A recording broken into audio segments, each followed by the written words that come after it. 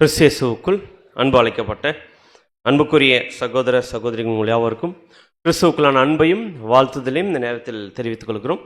தேவன் நம்முடைய வாழ்நாட்கள் ஒரு நாளை நமக்கென்று கூட்டி கொடுத்து இந்த மாபெரும் சத்திய வார்த்தைகளை பேசும்படியும் கேட்கும்படியும் நம் அனைவருக்கும் கிருபை செய்திருக்கிறார். ஸோ இந்த ஒரு வாய்ப்பை நமக்கு ஏற்படுத்தி கொடுத்து நம்முடைய ஆண்டவராகிய இயேசு கிறிஸ்துவுக்கு முதலாவதாக நாம் நன்றிகளையும் ஸ்தோத்திரத்தை நம்ம எடுத்துக்கொண்டு இந்த நாளுடைய இந்த பாடத்துக்குள் நம்ம கடந்து செல்லலாம். ஸோ இந்த தொடர் பாடத்திற்கு ஆதாரமான வசனம் என்ன வச்சு நம்ம பார்த்துட்டு இருக்கிறோம்? சத்தியத்தை அறிவீர்கள், சத்தியம் உங்களை விடுதலையாக்கும்ன்ற இந்த ஒரு ஆதார வசனத்தை மையமாக வச்சு தான் நம்ம பார்த்துட்டு இருக்கிறோம். ஸோ அப்படின்னா இந்த சத்திய வசனங்களை தெரிஞ்சுக்க சத்தியம் நம்ம என்ன பண்ணுதுன்னு பார்த்தீங்கன்னா விடுதலை ஆக்குது. ஸோ பொய்யிலிருந்து அசத்தியத்திலிருந்து தவறான உபதேசம் நம்ம என்ன பண்ண விடுதலை ஆக்குதுன்னு பார்க்குறோம். ஸோ அதன் அடிப்படையில் கடந்த வாரம் நம்ம பார்த்தோம். என்ன பார்த்தோம் அப்படின்னு பார்த்தீங்கன்னா கிறிஸ்துவின் சபை அப்படின்ற பாடத்தினுடைய தலைப்பில் முதல் பாகம் பார்த்தோம். அந்த முதல் பாகத்தில் என்ன பார்த்தோம் அப்படின்னு பார்த்தீங்கன்னா இன்னைக்கு இருக்கக்கூடிய பல டினாமினேஷன் இருந்துட்டாலுமே அந்த பல டினாமினேஷன் யாருடைய சபை இல்லை? கிறிஸ்துடைய சபை இல்லை. கிறிஸ்துடைய சபைன்னு சொல்லிட்டா அது எங்கே தான் இருக்கு? எங்கே தான் கட்டிட்டு இருக்கிறாருங்க? பரலோகத்து கட்டியிருக்கிறார். அந்த சபையில் அங்கமாகத்துக்கு தான் நம்முடைய ஆண்டவர் அழைப்பு கொடுத்தார தவிர இங்க இருக்கக்கூடிய 41,000 டினாமினேஷனுக்கு கிறிஸ்து என்ன பண்ணல, நம்மள அழைப்பு கொடுக்கல. அந்த 41,000 டினாமினேஷனுக்கு கிறிஸ்து என்னவா இல்லை அப்படின்னு பார்த்தீங்கன்னா தலையா இல்லை. நம்முடைய ஆண்டவராக இயேசு கிறிஸ்து பரலோகத்தில் அவர் கட்டிட்டு இருக்கிற அந்த ஆலயத்துக்கு தான் அவர் என்னவா இருக்காருன்னு பார்த்தீங்கன்னா தலையா இருக்காரு நம்ம பார்த்தோம். ஸோ அப்படின்னு நம்ம இன்னைக்கு பார்க்கக்கூடிய ஒரு பாடத்தின் தலைப்பு கிறிஸ்துடைய சபைன்ற பாடத்தில் எத்தனாவது பாகம்?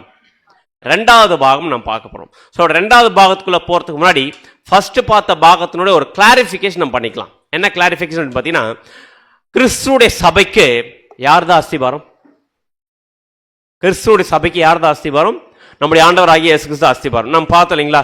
கிறிஸ்துவே தாமே என்னவா இருக்கிறாரு?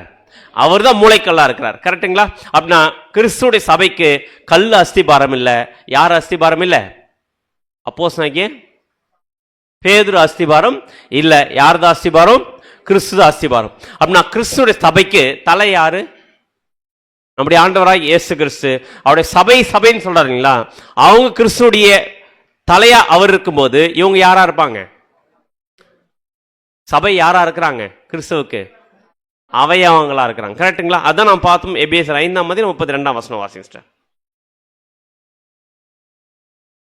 எபேசியர் 5:32 இந்த ரகசியம் பெரியது, நான் கிறிஸ்துவை பற்றியும் சபையை பற்றியும் சொல்லுகிறேன்.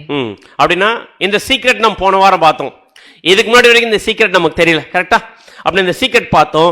கிறிஸ்துவை பற்றியும் சபையை பற்றி நாம் பார்த்தோம். அப்படின்னா கிறிஸ்து தலை அப்படின்னு சொல்லும் போது அவருடைய சபையா இருக்கிற சரீரங்கம் சொல்லிட்டா எவ்வளவு பேர் கிறிஸ்துடைய சரீரங்கத்துல அங்கமாக முடியும்? 1,44,000 பேர். அதான் நம்ம வெளிப்படுத்தல் 14:1 நம்ம வாசிங் சிஸ்டர். வெளிப்படுத்தின விசேஷம் அதிகாரம் 14:1. பின்பு நான் பார்த்தபோது இதோ சீயோன் மலையின் மேல் ஆட்டுக்குட்டியானவரையும் அவரோட கூட அவருடைய பிதாவின் நாமம் தங்கள் நெற்றிகளில் எழுதப்பட்டிருந்த 1,44,000 பேரையும். எவ்வளவு பேர் கிறிஸ்துவோட கூட சிங்காசனம் உட்கார போறவங்க? 1,44,000 பேர். அதுக்குதான் வசனம் சொல்லுது ராஜாக்கள் ஆசாரியர்கள் கிறிஸ்துவோடு கூட அந்த சிங்காசனம் உட்காரக்கூடிய ராஜாக்கள் அப்படின்னு பார்க்கிறோம். அப்படி 1,04,000 பேர் எங்க போக முடியும்?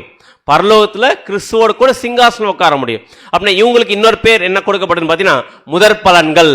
ஆட்டுக்குட்டியானவருடைய முதற் பலன்கள், ஃபர்ஸ்ட் பார்ன். இந்த உலகத்திலேயே முதல் கிறிஸ்துக்காக வாழ்க்கை வாழ்ந்து கிறிஸ்துவோட பரலோகத்துல சிங்காசனம் உட்காரக்கூடிய வகுப்பார் தான் முதற் பலன் நாம் பார்க்கிறோம்.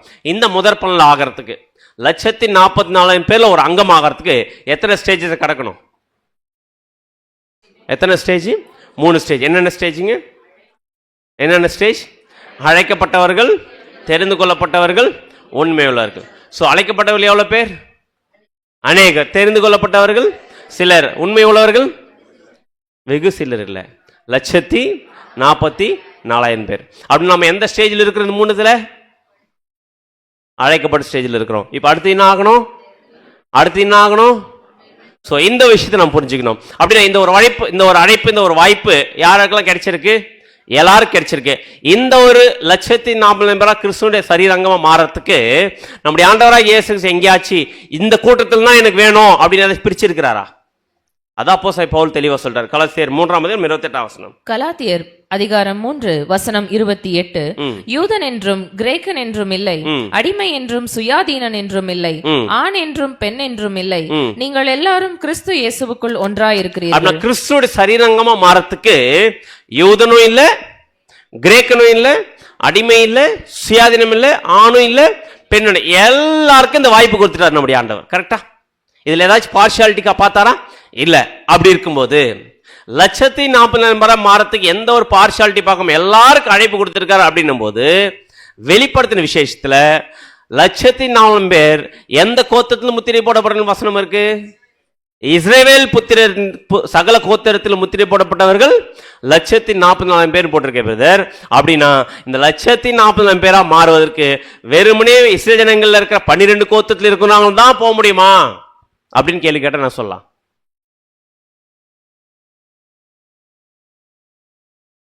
என்ன சொல்லலாம்? இஸ்ரேல் கோத்திரத்தில் இருக்கிற 12 கோத்திரத்தில் இருக்கிறவங்க தான் 1,40,000 பேரை மாற முடியுமா அப்படின்னு கேட்டா என்ன சொல்லலாம்னு கேட்கிறேன். ஸ்ட்ராங்கா சொல்லலாம். இல்ல, அதான் வசனம் முன்னாடி நான் பார்த்தோம். யூதன் என்றும் இல்லை, கிரேக்கன் என்றும் இல்லை. வசனம் தெளிவா அப்போஸ்தலன் பவுல் கிளாரிஃபை பண்ணிட்டார். அப்படின்னா இது இஸ்ரேல் தேசத்துக்கு, இஸ்ரேல் கோத்திரத்துக்கு மட்டும்தான் அப்படின்னு சொல்லிதா இந்த வசனம் ஆயிருக்கும்? இந்த வசனம் ஆயிருக்கும்? பொய்யா இருக்கும். அப்போ அப்போஸ்தலன் பவுல் தவற சொல்றதுக்கு வாய்ப்பு இருக்கா? இல்ல. அப்படின்னா இந்த வசனம் பொய்யா? அப்போ இந்த வசனம் பொய் இல்லை. அப்படின்னா எதுல தவறு இருக்குது? Very good. நம்முடைய புரிந்து கொள்ளுதல்ல தவறு இருக்குது. அப்படின்னா 1,40,000 பேரா மாறுவதற்கு இஸ்ரேல் இருந்து 12 கோத்திரலாம் அப்படின்றது வசனம் சொல்லியிருக்கு. பட் இதை நம்ம தான் உள்ள போய் பார்க்க போறோம். அப்படின்னா ஒரு கிளாரிபிகேஷன் நம்ம தெரிஞ்சுக்கணும். ஏன் அப்படின்னு பாத்தீங்கன்னா வசனம் வாசிக்கலாம். ஒரு வெளிப்படுத்தல் 14:3. வெளிப்படுத்தின விசேஷம் அதிகாரம் 14 வசனம் 3. அவர்கள் சிங்காசனத்திற்கு முன்பாகவும் 4 ஜீவன்களுக்கு முன்பாகவும் மூப்பர்களுக்கு முன்பாகவும் புது பாட்டை பாடினார்கள். அந்த பாட்டு பூமியிலிருந்து மீட்டுக் கொள்ளப்பட்ட 1,44,000 பேரே அல்லாமல் வேறொருவரும் கற்றுக்கொள்ள கூடாது. 1,40,000 பேர் பாட்டு பாடி இருக்கிறாங்க. அந்த பாட்டு யாருக்குமே என்ன பண்ணல, தெரியல. அந்த பாட்டை பாடின அவங்க எங்க இருந்து வந்தவங்க? பூமியிலிருந்து வந்தவங்க சொல்லியிருக்க தவிர இஸ்ரேல் கோத்திரத்தில் வந்தவங்க சொல்லியிருக்கா? இல்ல. அடுத்தது இன்னொரு வசனம் வாசிக்கலாம் பாருங்க. வெளிப்படுத்தல் விசேஷம் 14:4. வெளிப்படுத்தின விசேஷம் அதிகாரம் 14 வசனம் 4. ஸ்திரீகளால் தங்களை கரைப்படுத்தாதவர்கள் இவர்களே, கற்புள்ளவர்கள் இவர்களே, ஆட்டுக்குட்டியானவர் எங்கே போனாலும் அவரை பின்பற்றுகிறவர்கள் இவர்களே, இவர்கள் மனுஷரிலிருந்து தேவனுக்கும் ஆட்டுக்குட்டியானவருக்கும் முதற் பலனாக மீட்டுக் கொள்ளப்பட்டவர்கள். ஆட்டுக்குட்டியானவருக்கும் முதற் பலனாக மீட்டுக் கொள்ளப்பட்டவர்கள் எங்க இருந்து வந்தவங்க? மனுஷர் இருந்து. இஸ்ரேல் கோத்திரம் சொல்லியிருக்கிற வசனம் இல்ல. அடுத்து இன்னொரு வசனம் வெளிப்படுத்தல் 5:9. வெளிப்படுத்தின விசேஷம் அதிகாரம் 5 வசனம் 9. தேவரீர் புஸ்தகத்தை வாங்கவும் அதன் முத்திரைகளை உடைக்கவும் பாத்திரராய் இருக்கிறீர். ஏனெனில் நீர் அடிக்கப்பட்டு சகல கோத்திரங்களிலும் பாஷைக்காரரிலும் ஜனங்களிலும் ஜாதிகளிலும் இருந்து எங்களை தேவனுக்கென்று உம்முடைய ரத்தத்தினாலே மீட்டுக்கொண்டு. அப்படின்னா கிறிஸ்துவோட ரத்தத்தினால் மீட்டுக் கொள்ளப்பட்டவர்கள் 1,40,000 பேர். அவங்க எங்கெங்க வந்திருக்கிறாங்க? சகல கோத்திரம். இஸ்ரேல் கோத்திரம் மட்டும் இல்ல, சகல கோத்திரம், சகல பாஷை, சகல ஜாதி, சகல ஜனங்கள். அப்படின்னா இந்த சகல கோத்திரம், சகல பாஷைக்காரர், சகல ஜனங்கள், சகல ஜாதினா இது எங்க இருக்கிறவங்களுக்கு எல்லாருக்குமே, ஒட்டு மொத்த உலகத்தில் இருக்க எல்லாருக்குமே இந்த சபை 1,40,000 மாறத்துக்கு என்ன இருக்கு? வாய்ப்பு இருக்கு. இவ்வளோ வசனம் தெளிவா இருக்கு பிரதர். அப்படி இருக்கும்போது இஸ்ரவேல் கோத்திரத்தில் முத்திரை போட்டவர்கள் 12,000 சொல்லிட்டு 1,40,000 பேர் போட்டிருக்குது. அதை பத்தி எப்படி நம்ம புரிஞ்சுக்கிறது? ஏன்னா இன்னைக்கு அநேகர் இந்த 1,40,000 பேர் தான் சபையாக முடியும், சரீரங்கமா மாற முடியும் கேள்வி கேட்கும்போது அது யாருக்கு மட்டும் தான் சொல்றாங்க? இஸ்ரேல் கோத்திரத்துக்கு மட்டும் தானே அப்படின்னு சொல்லி போட்டிருக்கு அப்படின்னு சொல்றாங்களே. ஆனா இவ்வளவு வசனம் தெளிவா போட்டிருக்கு. மனுஷர்லிருந்து, பூமியிலிருந்து, சகல கோத்திரத்திலிருந்து போட்டிருக்கு. அப்படி இருக்கும்போது இந்த இஸ்ரேல் கோத்திரத்துல 12 கோத்திரத்துல தான் 1,40,000 பேர் சொல்லியிருக்க. அது எப்படி பண்றது அப்படின்னு தான் நம்ம என்ன பண்ண போறோம்? கண்டுபிடிக்க போறோம். என்ன பண்ணணும்? ஃபர்ஸ்ட் வேத வாக்கியங்களை ஆராய்ந்து பார்க்கணும். ஏன் அப்படின்னு பார்த்தீங்கன்னா நம்ம படிச்சுன்னு எந்த புஸ்தகம்? வெளிப்படுத்தின விசேஷம். ஸோ வெளிப்படுத்தின விசேஷம் நம்ம படிக்கிறோம்னா அது எப்படிப்பட்ட எழுதப்பட்ட வசனம்? முற்றிலும் முற்றிலும் அடையாள பாஷை, முற்றிலும் தீர்க்க தரிசன பாஷையில் இருக்குது. வசனம் வாசிக்கலாம். வெளிப்படுத்தல 1:1. வெளிப்படுத்தின விசேஷம் அதிகாரம் 1 சீக்கிரத்தில் சம்பவிக்க வேண்டியவைகளை தம்முடைய ஊழியக்காரருக்கு காண்பிக்கும் பொருட்டு தேவன் இயேசு கிறிஸ்துவுக்கு ஒப்புவித்ததும் இவர் தம்முடைய தூதனை அனுப்பி தம்முடைய ஊழியக்காரனாகிய யோவானுக்கு வெளிப்படுத்தினதுமான யார்தான் வெளிப்படுத்துறது? இயேசு கிறிஸ்துக்கு ஒப்புவித்ததும் அவர் தம்முடைய தூதனை அனுப்பி தம்முடைய ஊழியக்காரன யோவானுக்கு வெளிப்படுத்தினதான விசேஷம். அப்படின்னா இது ரெவலேஷன், பின்னாடி நடக்க போற தீர்க்கதரிசனமான சம்பவத்தை என்ன பண்ணிருக்காரு? யோவானுக்கு முன்கூட்டியே என்ன பண்ணிருக்காரு? வெளிப்படுத்திருக்கிறார். இப்ப என்ன பண்ணணும்? இது முற்றிலும் என்ன பாஷை? முற்றிலும் தீர்க்க தரிசனம் இருக்கக்கூடிய வசனங்கள். கரெக்டா? வெளிப்படுத்தின வசனங்கள் எல்லாமே முற்றிலும் தீர்க்க தரிசனத்தில் எழுதப்பட்ட வசனங்கள்னால வேதத்தில் உள்ள எந்த தீர்க்க தரிசனமும் வேதத்தில் உள்ள எந்த தீர்க்க தரிசனமும் சுய தோற்றமான பொருளை உடையதாய் இராது என்று என்ன பண்ணிக்கணும்? ஃபர்ஸ்ட் நம்ம தெரிஞ்சுக்கணும். அப்படியே இப்ப வெளிப்படுத்தின விசேஷத்துக்குள்ள போகும்போது என்ன பண்ணணும் பாத்தீங்கன்னா, எதை பார்க்க போறோம் பாத்தீங்கன்னா 12 கோத்திரத்தை பத்தி பார்க்க போறோம். சோ அப்படின்னா வெளிப்படுத்தல சொல்லப்பட்ட அந்த வசனம் 12 கோத்திரத்திலிருந்து முத்திரை போட்டப்பட்டவர் 1,40,000 பேர் போட்டிருக்கேன் பிரதர். அப்படின்னா இப்ப வெளிப்படுத்தல சொல்லப்பட்ட கோத்திர நேமங்கள் இருக்கு இல்லைங்களா, பெயர்கள்.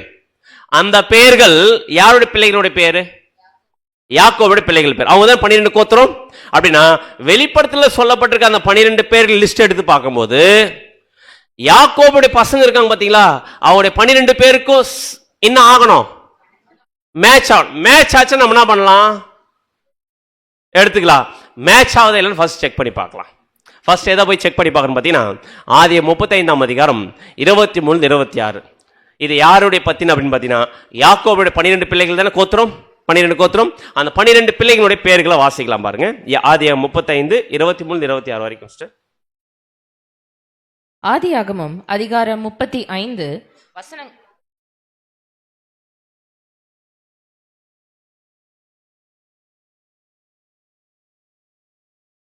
ஆதியாகமம் 35 அதிகாரம் வசனம் 23 வசனங்கள் 23 முதல் 26 வரை.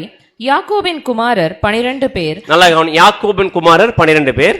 யாக்கோபின் மூத்த மகனாகிய ரூபன். ஃபர்ஸ்ட் பேர் என்ன? ரூபன்.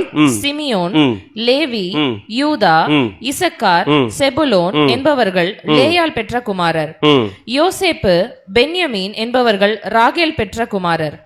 தான், நப்தலி என்பவர்கள் லேயாளின் பணிவிடைக்காரியாகிய பில்கால் பெற்ற குமாரர்.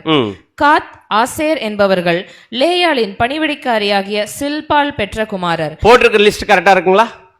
இது யாருடைய பிள்ளைகள்? யாக்கோபுடைய 12 பசங்க. இவங்க தான் இஸ்ரேல் கோத்திரம். சோ இதான் வெளிப்படுத்தல் சொல்லுது, இஸ்ரேல் புத்திரனோட முத்திரை போட்டப்பர்னு சொல்லிட்டு. இப்ப வெளிப்படுத்தல் வசனத்தில் எடுத்து வாசிச்சு பார்க்கலாம். வெளிப்படுத்தல் 7 அதிகாரம் 5-8 வரைக்கும். வெளிப்படுத்தல் 7 அதிகாரம் வசனம் 5 முதல் 8 வரை. வெளிப்படுத்துதல் அதிகாரம் 7 வசனங்கள் 5 முதல் 8. யூதா கோத்திரத்தில் முத்திரை போடப்பட்டவர்கள் 12,000. யூதா அப்படியே வாசிங்க. ரூபன் கோத்திரத்தில் முத்திரை போடப்பட்டவர்கள் 12,000. ரூபன். அடுத்தது காத் கோத்திரத்தில் முத்திரை போடப்பட்டவர்கள் 12,000. ஆசேர் கோத்திரத்தில் முத்திரை போடப்பட்டவர்கள் 12,000. நப்தலி கோத்திரத்தில் முத்திரை போடப்பட்டவர்கள் 12,000. மனாசே கோத்திரத்தில் முத்திரை போடப்பட்டவர்கள் 12,000. சிமியோன் கோத்திரத்தில் முத்திரை போடப்பட்டவர்கள் 12,000. லேவி கோத்திரத்தில் முத்திரை போடப்பட்டவர்கள் 12,000. இசக்கார் கோத்திரத்தில் முத்திரை போடப்பட்டவர்கள் 12,000. செபுலோன் கோத்திரத்தில் முத்திரை போடப்பட்டவர்கள் 12,000. யோசேப்பு கோத்திரத்தில் முத்திரை போடப்பட்டவர்கள் 12,000. பென்யமின் கோத்திரத்தில் முத்திரை போடப்பட்டவர்கள் 12,000. Thank you sister. அப்படின்னா இப்ப 2 பேர் லிஸ்ட், 2 வெளிப்படுத்தின விசேஷத்தில் இருக்கிறது இருக்கு, ஆதியாகமத்தில் இருக்கிறது இருக்குது. இது 2த்துல என்ன வித்தியாசம் இருக்கு? ஆர்டர் இல்ல, இதுலயும் என்ன வித்தியாசம் இருக்கு? Manasseh very good. எதுல தான் எதுல இருக்கு? ஆதியாகமத்துல அவன் லிட்டரல் பசங்களோட பேர்ல எது இருக்கு? தான் இருக்கு. ஆனா வெளிப்படுத்தல யார் பேர் வரல? தான் வரல. யார் பேர் வந்திருக்கு? மனாசே. மனாசே யாக்கோபுடைய பிள்ளைகள்ல 12 பேர்ல ஒருத்தரா? இல்ல. அப்படின்னா இதுல இன்னும் ப்ரூஃப் ஆகுது. இந்த வெளிப்படுத்தல் சொல்லி இருக்குது லிட்டரலான இஸ்ரேல் கோத்திரத்தை பத்தி நான் பண்ணல, பேசல. இவர் யாருடைய பையன்? மனாசே, யோசேப்பினுடைய பையன். யோசேப் பேர் வந்திருக்கா? வந்திருக்கு. யார் பேர் வந்திருக்கு?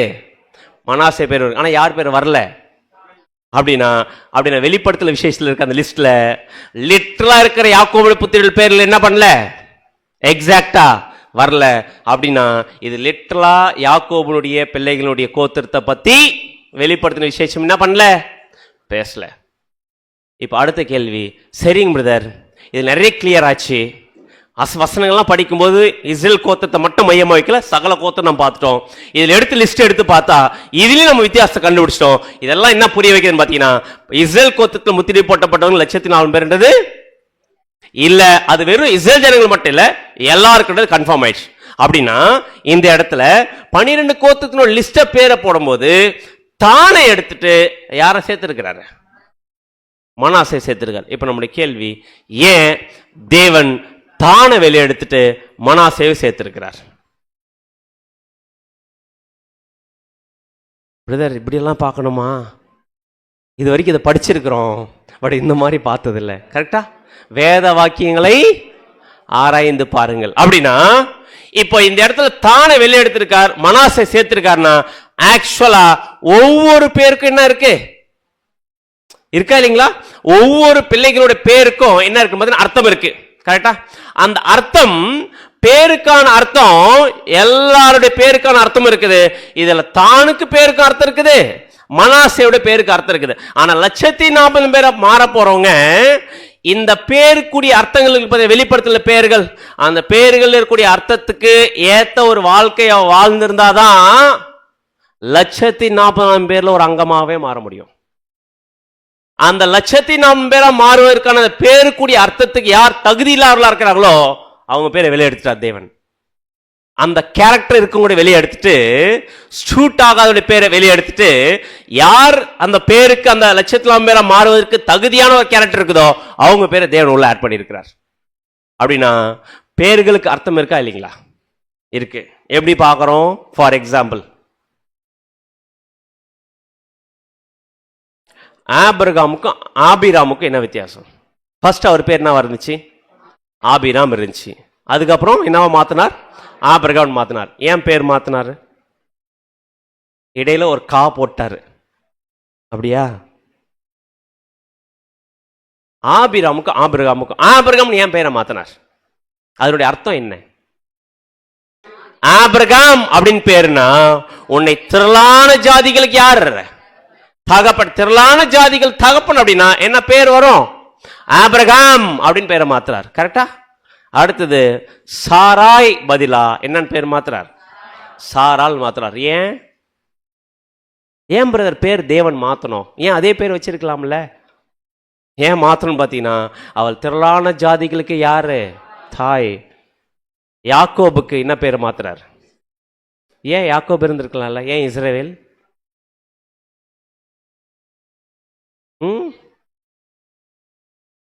இஸ்ரேல் என் பேர் மாத்தினார். ஆக்சுவலா ஏன் இஸ்ரேல் பேர் மாத்தினார்? தேவனோடும் மனுஷனோடும் போராடி ஜெயிச்சிட்ட, அதனால உனக்கு என்ன பேர் மாத்துறேன். அப்படின்னா தேவன் ஒரு பேரை ரிமூவ் பண்ணிட்டு ஒரு பேரை ஆட் பண்றாருன்னா அது சாதாரண விஷயம் இல்லை.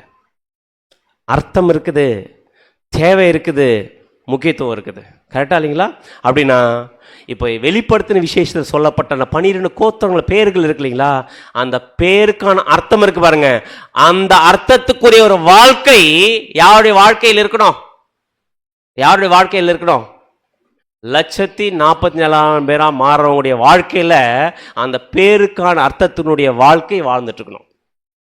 அப்படின்னா லிட்டரலா 12 கோத்திரத்தை பத்தி இங்க பேசல, அந்த பேரில் இருக்கிற அர்த்தத்துக்கு ஏற்ற ஒரு வாழ்க்கை, இப்படிப்பட்ட ஒரு வாழ்க்கைக்குரியவர்கள் தான் 140,000 பேரா மாற போறாங்கன்னு தான் சொல்லியிருக்க வெளிப்படுத்துற விசேஷத்துல. அது இஸ்ரேல் கோத்திரத்தை பத்தி நான் பண்ணல, பேசல. அப்படின்னா இப்ப நம்ம என்ன பண்ண போறோம் பாத்தீங்கன்னா, சபையாக போறவங்க 104,000 பேரா மாற போறவங்க, அந்த வாய்ப்பு யாருக்கெல்லாம் கிடைச்சிருக்கு? யாருக்கெல்லாம் கிடைச்சிருக்கு? நம்ம எல்லாரும் கிடைச்சிருக்கா? நம்ம எல்லாரும் கிடைச்சிருக்குன்னா வெளிப்படுத்துற விஷயம் சொல்லப்பட்ட 12 பேருக்குள்ள இருக்கிற அர்த்தம் யாருடைய வாழ்க்கையில நிறைவேறணும்? நம்ம வாழ்க்கையில் நிறைவேறணும். இப்ப செக் பண்ணி பார்க்கலாமா? அந்த மாதிரி ஒரு வாழ்க்கைக்கேத்த ஒரு வாழ்க்கை, அந்த ஒரு அர்த்தத்துக்கேத்த ஒரு வாழ்க்கை இருக்கான்னு செக் பண்ணி பார்த்துலாமா? செக் பண்ணி பார்க்கலாம். இப்ப ஃபர்ஸ்ட் எப்படி போறோம் பாத்தீங்கன்னா, அதே ஆர்டர்ல. எந்த ஆர்டர்ல பாத்தீங்கன்னா 12 யாக்கோபுடைய 12 பிள்ளைகளுடைய ஆர்டர்லயே போலாம். சோ ஃபர்ஸ்ட் முதல் மகன் யாரு? ரூபன். ரூபன் அப்படின்ற பேருக்கு அர்த்தம் என்ன? வசனம் வாசிக்கலாம் பாருங்க. ஆதியாகமம் 29 32 வசனம். ஆதியாகமம் அதிகாரம் 29 வசனம் 32. லேயாள் கர்ப்பவதியாகி நல்லா கவனிங்க வசனத்தை. ஒரு குமாரனை பெற்று கர்த்தர் என் சிறுமையை பார்த்தருளினார், இப்பொழுது என் புருஷன் என்னை நேசிப்பார் என்று சொல்லி அவனுக்கு ரூபன் என்று பெயரிட்டாள். ரூபன் அப்படின்ற பேருக்கு அர்த்தம், அந்த வசனத்தை படிக்க வேண்டாம். ரூபன் அப்படின்ற பேருக்கு என்ன அர்த்தம் அப்படின்னு பாத்தீங்கன்னா, ரூபன் அப்படின்னா பார்த்தருளினார் அப்படின்னு அர்த்தம். அது எப்படி ஷார்ட்டா சொல்லணும் பாத்தீங்கன்னா, ரூபன் அப்படின்னா பார்த்தல் அப்படின்னு அர்த்தம். ரூபன்னா பார்த்தல். இப்ப என்னோட கேள்வி, 1,40,000 பேரா மாறணும்னா ஃபர்ஸ்ட் ஸ்டெப்பு பார்க்கணுமா? எதை பார்க்கணும்? சபையாகணும்னா ஃபர்ஸ்ட் குவாலிஃபிகேஷன் 1,04,000 பேர் ஒரு அங்கமாகணும்னு வச்சுக்கோங்க. முதல் படி அவங்க கிட்ட என்ன கேரக்டர் இருக்கணும் பாத்தீங்கன்னா, பார்க்கக்கூடிய கேரக்டர் இருக்கணுமா? Very good. வேத வாக்கியங்களை என்ன பண்ணோம்? ஆராய்ந்து பாருங்கள், அவைகளால் என்ன இருக்கு? நித்திய ஜீவன். ஃபர்ஸ்ட் கிறிஸ்துவுடைய சரீரங்கமா ஒருத்தர் மாறணும்னா, சபையா மாறணும்னா ஃபர்ஸ்ட் வேத வாக்கியங்களை ஆராய்ந்து பார்க்கக்கூடிய சுபாவம் இருக்கணும். வேத இந்த அடிப்படை சத்தியம், அடிப்படை பாடங்கள் சொல்லும் போது ஃபர்ஸ்ட் என்ன பார்த்தோம்? நம்ம வேத வாக்கியங்களை ஆராய்ந்து பாருங்கள், இங்கே கொஞ்சமும் அங்கே கொஞ்சம், அப்படின்னா ஃபர்ஸ்ட் சுபாவம். அப்படி தொடர்ந்து வாசிக்கலாம் பாருங்க. அப்போஸ்தலர் 17 11 வசனம். அப்போஸ்தலருடைய நடபடிகள் அதிகாரம் 17 வசனம் 11. அந்த பட்டணத்தார் மனோவாஞ்சையாய் வசனத்தை ஏற்றுக்கொண்டு காரியங்கள் இப்படி இருக்கிறதா என்று தினந்தோறும் வேத வாக்கியங்களை ஆராய்ந்து பார்த்ததினால் தெசலோனிக்கேயில் உள்ளவர்களை பார்க்கிலும் நற்குணசாலிகளாய் இருந்தார்கள். ஒரு குரூப், ஒரு ஊரார் தெசலோனிக்கேயோட ரொம்ப நற்குணசாலிகளா இருந்தாங்க. ஏன்? யார் பேசுனது? Very good brother. அப்போஸ்தலன் பவுல் பேசுனதே கரெக்டா பேசுறாரா இல்லைன்னு செக் பண்ணி பார்த்துருக்கிறாங்க. யார் பேசுனது பிரதர்? அப்போஸ்தலன் பவுல். அவர் பேசுனதே செக் பண்ணி பார்த்துருக்காங்க. கரெக்டா இவர் பேசுறது அப்படின்னா, நம்மளும் இந்த ஒரு ஆசீர்வாதத்துக்குள்ள பங்கடையணும்னா ஃபர்ஸ்ட் நம்ம என்ன பண்ணணும்? வேத வாக்கியங்களை ஆராய்ந்து பார்க்கணும். பிரதர், எந்த ஒரு சகோதரனும் பைபிள் எடுத்து பேசுறாருன்னா அவர் பேசக்கூடிய வசனங்கள் வேதத்தோடு ஒத்து இருக்குதா? கரெக்டா பேசுறாரா இல்ல சொந்த கருத்து பேசுறாரா, சும்மா ஓன் கதைகளை பேசுறாரான்னு யார் செக் பண்ணி பார்க்கணும்? அதான் யாரு அப்படின்னா, இந்த சுபாவம் நம்மகிட்ட இருக்குதா? பேசக்கூடிய சத்திய வசனங்கள் வேத ஆதாரத்தோட இருக்கான்னு செக் பண்ணி பார்க்குற சுபாவம் இருக்குதா? இருக்குன்னா அந்த சபையாகிறதுக்கான ஃபர்ஸ்ட் ஸ்டெப் யார் இருக்குன்னு அர்த்தம்? நம்ம இருக்குன்னு அர்த்தம். இது அப்படியே விட்டுறக்கூடாது. என்ன ஆகணும்? இன்னும் தொடரணும். ஸோ இது ஃபர்ஸ்ட் சுபாவம். அடுத்தது, பார்த்தா மட்டும் போதுமா? வேத வாக்கியங்களை பார்த்தா மட்டும் போதுமா? அடுத்து என்ன சுபாவம் வேணும்? ஆராய்ந்து பார்க்கிறோம். ஆராய்ந்து பார்க்கறது மட்டும் இருந்தா போதுமா? அடுத்து ரெண்டாவது கேரக்டர் நமக்குள்ள வரணும். என்ன ரெண்டாவது கேரக்டர்? அதான் ரெண்டாவது பையனுடைய பேர். ரெண்டாவது பையன் யாரு? சிமியோன். சிமியோன்ற பேருக்கு என்ன அர்த்தம்? வசனம் வாசிக்கலாம். ஆதியாகமம் 29 33 வசனம். ஆதியாகமம் அதிகாரம் 29 வசனம் 33. மறுபடியும் அவள் கர்ப்பவதியாகி ஒரு குமாரனை பெற்று, நான் அற்பமாய் எண்ணப்பட்டதை கர்த்தர் கேட்டருளி இவனையும் எனக்கு தந்தார் என்று சொல்லி அவனுக்கு சிமியோன் என்று பெயரிட்டார். சிமியோன் அப்படின்ற பேருக்கு என்ன அர்த்தம்? Very good. சிமியோன் அப்படின்னு அர்த்தம் பாத்தீங்கன்னா, கேட்டல் அப்படின்னு அர்த்தம். ஃபர்ஸ்ட் பார்த்தல், ரெண்டாவது கேட்டல். அப்படின்னா சபையாகணும்னா ஃபர்ஸ்ட் வேத வாக்கியங்களை ஆராய்ந்து பார்க்கணும். ரெண்டாவது எதை கேட்கணும்? எப்படி கேட்கணும்னு கேட்கிறேன். Very good. வசனம் வாசிக்கலாம் பாருங்க. மத்தேயு 13:9. மத்தேயு அதிகாரம் 13 வசனம் 9. கேட்கிறதற்கு காதுள்ளவன் கேட்க கடவன் என்றார். என்ன இருக்கணுங்க? கேட்கிறது. எல்லாரும் காது இருக்குல்ல, காதை பத்தி சொல்லி இருக்கிறாரா? என்ன இருக்கணும்? ஆர்வம், கேட்கக்கூடிய ஆர்வம். சத்திய வசனத்தை வேத வாக்கியங்களை ஆராய்ந்து பார்க்கணும். அதே நேரத்தில் வாரம் கிடைக்கக்கூடிய சத்தியத்தை கேட்கக்கூடிய ஆர்வம் இருக்கா? அப்படின்னு 1,04,000 பேரா மாறணும்னா ஃபர்ஸ்ட் வேத வாக்கியங்களை ஆராய்ந்து பார்க்கணும். அந்த சுபாவம் இருக்கணும். அதே நேரத்தில் என்ன மனசு இருக்கணும்? கேட்கக்கூடிய ஆர்வம். எவ்வளவு நாளைக்கு இருக்கலாம்? தேவனுடைய சத்தியத்தை கேட்கறதுக்கு ஆர்வம் எவ்வளவு நாள் இருக்கலாம்னு கேட்கிறேன். ஒரு 10 வருஷம் இருந்தா போதுமா? சாகிற வரைக்கும் நமக்கு என்ன பண்ணணும் பார்த்தீங்கன்னா சத்தியத்தை கேட்கிற ஆர்வம் இருக்கணும். இப்ப அப்படி சத்தியத்தை பார்த்து வேத வசனத்தை ஆராய்ஞ்சு பார்த்து சத்தியத்தை கேட்டு இப்படி ஒரு வாழ்க்கை வாழ்ந்துருக்கு அப்படின்னா கண்டிப்பா அடுத்த பையனோட என்ன பேரோ அந்த ஆசீர்வாதத்தை நம்ம பேரும். என்ன ஆசீர்வாதம் பார்த்தீங்கன்னா அடுத்த பையன் பேர் என்ன?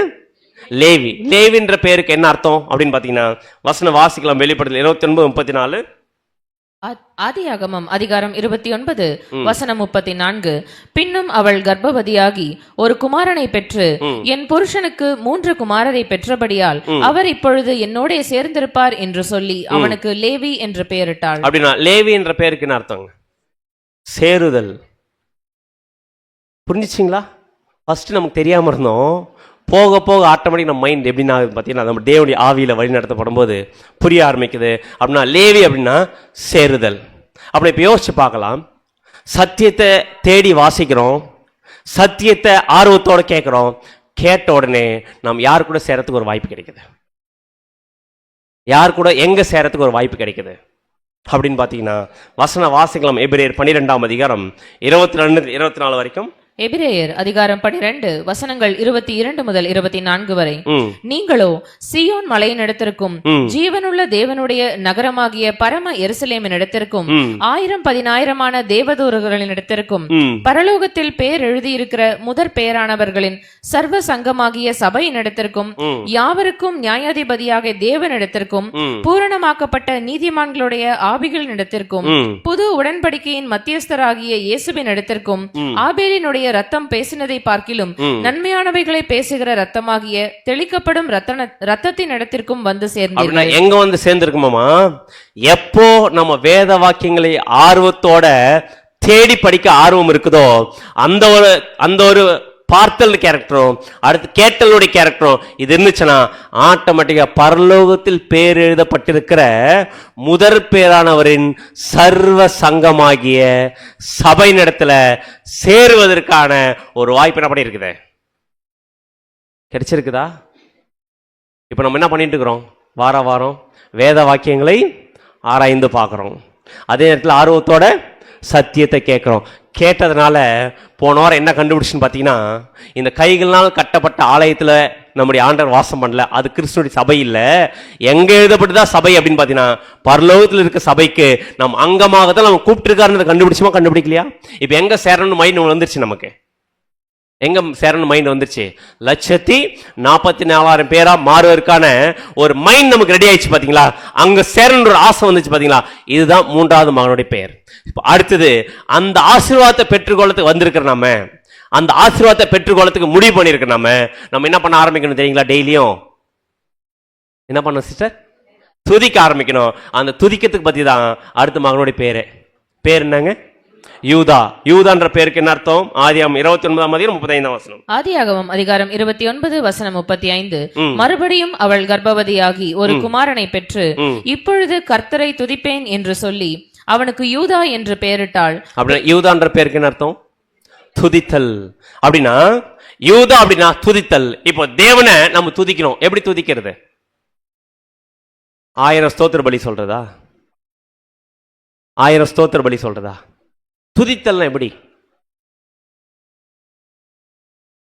தேவனை துதிக்கணும், சொல்லி துதிக்கணும். வேற யார் தெரியுங்களா துதிக்கணும்? யார் தெரியுங்களா துதிக்கணும்? நம்ம வாழ்ற வாழ்க்கையை பார்த்து மற்றவங்க துதிக்கணும். யார? தேவனை. வசனம் வாசிக்கலாம் பாருங்க. மத்தேயு 5ஆம் அதிகாரம் 16ஆம் வசனம். மத்தேயு அதிகாரம் 5 வசனம் 16. இவ்விதமாய் மனுஷர் உங்கள் நற்கிரியைகளை கண்டு பரலோகத்தில் இருக்கிற உங்கள் பிதாவை மகிமைப்படுத்தும்படி உங்கள் வெளிச்சம் அவர்கள் முன்பாக பிரகாசிக்க கடவுள். அன்புக்குரிய சகோதர சகோதரி, 140,000 பேரை மாறணும் முடிவு பண்ணிட்டா. அவருடைய சரீர அங்கமா மாறணும் முடிவு பண்ணிட்டா. சத்தியத்தை வேதத்தை படிக்கிறது, வேதத்தை சத்திய வசனத்தை கேட்கறது, அதே சர்வ சங்கமாகிய சபையில மாறத்துக்கான ஒரு முயற்சி பண்ணிட்டா துதிக்க ஆரம்பிக்கணும். எப்படி துதிக்க ஆரம்பிச்சனா? கேட்ட சத்தியத்துக்கு ஏத்த ஒரு வாழ்க்கை இந்த பூமியில வாழும் போது நம்முடைய குணலட்சணம் ஆகணும், சேஞ்ச் ஆகிறோம். சேஞ்ச் ஆகிறத பார்த்து மற்ற மனுஷர்கள் நம்மளை சுத்தி இருக்கிற ஜனங்கள் என்ன பண்ணு பார்த்தீங்கன்னா, உண்மையிலே இவங்க யார் மாதிரி வாழ்க்கை வாழ்றாங்க, கிறிஸ்துவ போல வாழ்றாங்கன்னு நம்முடைய நற்கிரியைகளை பார்த்து யாரை துதிக்கணும் அப்படின்னு பார்த்தீங்கன்னா, தேவனை துதிக்கிற அளவுக்கு யாருடைய வாழ்க்கை இருக்கணும், நம்முடைய வாழ்க்கை இருக்கணும். அதே நேரத்தில் நம்ம தேவனை துதிக்கிறது, தேவனை அன்பு காட்டுறது. எப்படி அன்பு காட்டணுமாமா? வசனம் வாசிக்கலாம் பாருங்க. 1 யோவான் 3:18 வசனம். 1 யோவான் அதிகாரம் 3 வசனம் 18. என் பிள்ளைகளே, வசனத்தினாலும் நாவினாலும் அல்ல, கிரியையினாலும் உண்மையினாலும் அன்பு கூற கடவோம். எப்படி காட்டணுமா அன்பு? சும்மா வாயில வார்த்தையினாலேயோ நாவுனாலேயோ சொல்றது காட்டுறது இல்ல. எப்படி காமிக்கணுமா? நம்ம கிரியினால காமிக்கணும். கிறிஸ்துவுடைய அன்பை டேஸ்ட் பண்ண நம்ம அந்த அன்பை எங்க வெளியில காமிக்கும் போது அது கிறிஸ்துவுடைய குணலட்சணத்தை பிரதிபலிக்கும் போது தான் அது வெளிப்படும். அதை பார்க்கிற ஜனங்கள் கண்டிப்பா நம்முடைய குணலட்சணத்தை பார்த்து துதிக்க வைக்கணும். அதே ஒரு வசனம் வாசிக்கலாம். கொலோசியர் 3:17 வசனம். கொலோசியர் அதிகாரம் 3 வசனம் 17. வார்த்தையினாலாவது கிரியையினாலாவது நீங்கள் எதை செய்தாலும் அதையெல்லாம் கர்த்தராகிய இயேசுவின் நாமத்தினாலே செய்து அவர் முன்னிலையாக பிதாவாகிய தேவனை ஸ்தோத்திரியுங்கள். கொஞ்சம் யோசிச்சு பாருங்களேன். நம்ம பேசுற பேச்சு எங்க? வீட்டில் ஹஸ்பண்ட் ஒய்ஃபா பேசுற பேச்சு, அதே இடத்துல வெளியில வேலை செய்யற இடத்துல பேசுற பேச்சு, அதே நம்முடைய கிரியை எல்லாமே நீங்கள் எதை செய்தாலும் அதையெல்லாம் கர்த்தராகிய இயேசு கிறிஸ்து நாமத்தினால செய்து அவர் முன்னிலையாக பிதாவாகிய தேவனை ஸ்தோத்திரிக்கணும். அப்படின்னா நம்ம வார்த்தையில தேவனுக்கு ஸ்தோத்திரம், தேவனுக்கு ஸ்தோத்திரம், தேவனுக்கு ஸ்தோத்திரம்னு நம்ம வாயில 1000 முறை சொன்னா தேவனை துதிக்கிறது ஆயிடுமா? இப்படி காலையில் எந்திரிச்சு ஸ்தோத்திரம் ஸ்தோத்திரம் சொல்லிட்டு 1000 முறை சொல்லிட்டு நம்ம சுத்தி பக்கத்து வீட்லயோ இல்லை நம்ம வீட்லயோ சண்டை போட்டு இருந்தா அது தேவனை துதிக்கிறோமா? என்ன சொல்லுவாங்க சிம்பிளா? உதாரணத்துக்கு வாரம் சப்ஜெக்ட் கேட்க வர்றோம், சத்தியத்தை கேட்குறோம். சத்தியத்தை நமக்குள்ள கிரியை செய்யுன்றது எப்படி தெரிஞ்சுக்கலாம்? நம்முடைய கேரக்டர் எங்க சேஞ்ச் ஆகணும். யாரெல்லாம் நம்ம வேற மாதிரி நம்மளை பார்த்துருந்தாங்களோ, வேற சுபாவத்தில் நம்ம இருந்தோமோ, அவங்க மத்தியில் எதை மாறி இருக்கணும், எதை சேஞ்ச் பண்ணி காமிச்சிருக்கணும், கேரக்டர் சேஞ்ச் பண்ணி காமிச்சிருக்கணும். ஒரு வேளை வாரம் சப்ஜெக்ட் கேட்குறோம், கேரக்டரை சேஞ்ச் பண்ணல, பக்கத்தில் இருக்கிறவங்க என்ன தெரியும் சொல்லுவாங்க, வாரம் பைபிளை தூக்கிட்டு போகிற, எதுக்கு தான் நீ போகிற, அதுக்கு எங்கேயே இருக்கலாம், நீ வீட்டிலே இருக்கலான்னு சொல்கிற மாதிரி இருக்கலாமா? இல்லை பிரதர், இதுக்கு முன்னாடி இருந்த இந்த சுபாவம் இப்போ வாரம் சத்தியத்தை கேட்க கேட்க எங்கேயோ போகிறாங்க, ஆனால் இப்போ என்ன ஆயிருக்குது, இவங்களோட கேரக்டரில் சேஞ்ச் நடந்திருக்குது, உண்மையில அது கண் கூட பார்க்கற அப்படின்னு சொல்றது தேவனை பயன்படுத்துமா? அப்படின்னா நம்முடைய சத்தியத்தை பார்க்கறது மட்டும் இல்லை, கேட்கறது மட்டும் இல்லை, நம்முடைய குணலட்சணங்கள் சேஞ்ச் ஆகிறது மூலமா உடன் இருக்கக்கூடிய ஜனங்கள் யாரை மகிமைப்படுத்தணும் அப்படின்னு பார்த்தீங்கன்னா, தேவனை மகிமைப்படுத்த மாதிரி ஒரு வாழ்க்கை யார் வாழ்ந்தாகணும். அப்படி வாழ்ந்தாதான் எங்க போக முடியும்? 1,47,000 மாற முடியும். அப்படின்னா ஒரு வேளை நம்ம அந்த மாதிரி தேவனுக்காக எக்ஸ்ட்ரீமா பாடுகள் உபத்திரங்கள் மத்தியில தேவனுக்கு ஏற்ற ஒரு கிரியை காமிச்சு, கிறிஸ்துவோட குணலட்சணத்தை காமிச்சு தேவனை துதிக்கிற அளவுக்கு நம்முடைய வாழ்க்கை இருக்குன்னா அந்த இடத்துல யார் வந்து வாசம் பண்ணுவார்? அந்த இடத்துல யார் வந்து வாசம் பண்ணுவார்? அதுதான் அடுத்த மகன் பேரே. அடுத்த மகன் பேர் என்ன பார்த்தீங்கன்னா செபுலோன். செபுலோன் அப்படின்ற பேருக்கு என்ன அர்த்தம் பார்த்தீங்கன்னா, வசனம் வாசிக்கலாம். ஆதியாகமம் 30:20 வசனம். ஆதியாகமம் அதிகாரம் 30 வசனம் 20. அப்பொழுது லேயாள், தேவன் எனக்கு நல்ல ஈவை தந்தார், என் புருஷனுக்கு நான் 6 குமாரரை பெற்றபடியால் இப்பொழுது அவர் என்னுடனே வாசம் பண்ணுவார் என்று சொல்லி அவனுக்கு செபுலோன் என்று பெயர். செபுலோன் அப்படின்ற பேருக்கு என்ன அர்த்தம்? வாசம் பண்ணுதல், அதாவது வாசஸ்தலம். அப்படின்னா இந்த மாதிரி தேவனை துதிக்கிற அளவுக்கு நம்முடைய கேரக்டர் தேவனுக்காக கிறிஸ்துக்காக நம்ம மாத்திட்டு இருக்கணும்னு வச்சுங்க. நம்முடைய ஒரிஜினல் மோசமான சுபாவத்தை கிறிஸ்துக்காக நம்ம மாத்திக்கிறோம் அப்படின்னா கண்டிப்பா யாரு வந்து வாசம் பண்ணுவாரு? தேவன் வாசம் பண்ணுவாரா இல்லையா? வசனம் வாசிக்கலாம் பாருங்க. எபேசியர் 2:19 வசனம். எபேசியர் அதிகாரம் 2 வசனம் 19. ஆகையால் நீங்கள் இனி அந்நியரும் பரதேசிகளுமாய் இராமல் பரிசுத்தவான்களோட ஒரே நகரத்தாரும் தேவனுடைய வீட்டாருமாய் இருந்து. அப்படின்னா ஆகையால் நீங்கள் இனி அந்நியரும் பரதேசிகளுமாய் இராமல் பரிசுத்தவானுடைய ஒரே நகரத்தாரும் நம்ம யாரா மாறுறோமா? தேவனுடைய வீடுனா யார் வந்து வாசம் பண்ணுவார்? தேவன் வந்து வாசம் பண்றார். ஆக்சுவலா நம்ம நினைச்சுக்கிறோம், கட்டடத்தை நம்பி போயினுக்கிறோம், தேவன் அங்க வாசம் பண்ணாரா இங்க வாசம் பண்றாரு. ஆக்சுவலா தேவன் ஆலயங்கள் என்ன பண்ணல, வாசம் பண்ணல. எங்க வாசம் பண்றாருன்னா, யார் கிறிஸ்துக்கேத்த ஒரு வாழ்க்கையை வாழ்றாங்களோ அங்க யார் வாசம் பண்றாருன்னு பாத்தீங்கன்னா நம்முடைய ஆண்டவராகிய இயேசு வாசம் பண்றார். அப்படின்னா யார் ஆலயம்? ஆக்சுவல் நம்ம அங்க போய் இருக்கக்கூடிய இடத்துக்கு பதிலா இந்த பூமியில் வாழும் போதே யார் மாதிரி வாழ்ந்துட்டு இருக்கிறோம்? கிறிஸ்துவுடைய சபையா அங்க இருந்தா எப்படி தேவன் நம்ம கூட வாசம் பண்ணுவாரோ அந்த ஒரு வாழ்க்கையை எங்கே வாழ்றோம்னு பாத்தீங்கன்னா இங்கே வாழ்ந்துட்டு இருக்கிறோம். அதான் நம்ம யாராமா வசனம் வாசிக்கலாம். 2 கொரிந்தியர் 6:16 2 கொரிந்தியர் அதிகாரம் 6:16 தேவனுடைய ஆலயத்துக்கும் விக்கிரகங்களுக்கும் சம்பந்தம் ஏது? நான் அவர்களுக்குள்ளே வாசம் பண்ணி அவர்களுக்குள்ளே உலாவி அவர்கள் தேவனாய் இருப்பேன், அவர்கள் என் ஜனங்களாய் இருப்பார்கள் என்று தேவன் சொன்னபடி நீங்கள் ஜீவனுள்ள தேவனுடைய ஆலயமாய் இருக்கிறீர்களே. நீங்கள் ஜீவனுள்ள தேவனுடைய ஆலயமா இருக்கிறீங்க. அப்படின்னா தேவன் என்ன பண்றதுன்னு பாத்தீங்கன்னா கையினால் கட்டப்பட்ட ஆலயத்தில் வாசமாய் இரார். ஆனா எங்க வாசம் பண்ணுவாராமா? யார் அவருடைய வசனத்தை கேட்டு படிச்சு அவர் கேட்ட ஒரு கிரியை காண்பிக்கிறாங்களோ அவர்கள் மத்தியில யார் வந்து வாசம் பண்ணுவார்? சாதாரண விஷயமா? கொஞ்சம் திங்க் பண்ணி பாருங்களேன். உதாரணத்துக்கு கிரைஸ்ட் வாசம் பண்ணக்கூடிய ஒரு ஆலயமா யார் இருக்கிறோம்? நம்ம இருக்கிறோம். உதாரணம் நம்ம வீட்டில் இயேசு கிறிஸ்து வந்து உக்காண்டார், எப்படி பேசுவோம்? நம்ம வீட்டுக்கு வந்து கிரைஸ்ட் வந்து கெஸ்டா வந்து உக்காண்டாருங்க, நம்மளோட பேச்சு எப்படி இருக்கும்? அப்படின்னு கோவப்படுற கேரக்டர் இருக்குன்னு வச்சுக்க. நமக்கு கிரைஸ்ட் வந்து உக்காண்டார், என்ன பண்ணுவோம் நம்ம? வருமா அது? அதே நேரத்தில் பொறாமப்படுற கேரக்டர் இருக்குன்னு வச்சுக்கோங்க. கிரைஸ்ட் நம்ம வீட்டில் இருக்கிற என்ன பண்ணுவோம்? வருமா பொறாம? அப்போ யாருக்கு ஏற்ற மாதிரி மாற்றுருவோம்? கிறிஸ்து வந்துட்டாருன்னா அந்த இடத்துல அந்த சுபாவத்தையும் என்ன பண்ணுறோம்? மாற்றணும் இல்லைங்களா? அப்படின்னா இப்போ யார் மத்தியில் வாசம் பண்ணுறாராம் கிரைஸ்ட்டு? நம்ம மத்தியில் வாசம் பண்ணுறாரு. அப்படின்னா ஒருவேளை நம்மக்கிட்ட மோசமான சுபாவம் இருந்துட்டா கூட அவர் வாசம் பண்ணுறாருன்றதுக்காகவே நம்மக்கிட்ட எல்லா மோசமான சுபாவத்தையும் என்ன பண்ணணும்? தூக்கி வீசுற அளவுக்கு யாருக்கிட்ட இருக்குன்னு பார்த்தீங்கன்னா நம்மகிட்ட இருக்கணும். இப்படி ஒரு கேரக்டர் தேவன் வாசம் பண்ணக்கூடிய ஆலயமா நம்ம இருந்தா அடுத்த மகனுக்குடைய பேருக்கு என்ன அர்த்தமோ அது நம்ம லைஃப்ல இருக்கும். என்ன பேர் அப்படின்னு பார்த்தீங்கன்னா இசக்கார். இசக்கார்ன்ற பேருக்கு என்ன அர்த்தம்? வசனம் வாசிக்கலாம். ஆதியாகமம் 30:18. ஆதியாகமம் அதிகாரம் 30:18. அப்பொழுது லேயாள், நான் என் வேலைக்காரியை என் புருஷனுக்கு கொடுத்த பலனை தேவன் எனக்கு தந்தார் என்று சொல்லி அவனுக்கு இசக்கார் என்று பெயர். இசக்கார் என்ற பேருக்கு என்ன அர்த்தம்? Very good. இசக்கார் அப்படின்னு பாத்தீங்கன்னா பலன். அப்படின்னா தேவன் வாசம் பண்ணக்கூடிய ஆலயமா நம்ம இருந்தா நம்ம என்ன கொடுக்கணும்? பலன் கொடுக்கணும். அது இல்லாம நம்ம யாரா மாற போறோம்னு பாத்தீங்கன்னா இந்த உலகத்திலே நம்ம தான் ஃபர்ஸ்ட் பார்ன், முதற் பலன்கள்.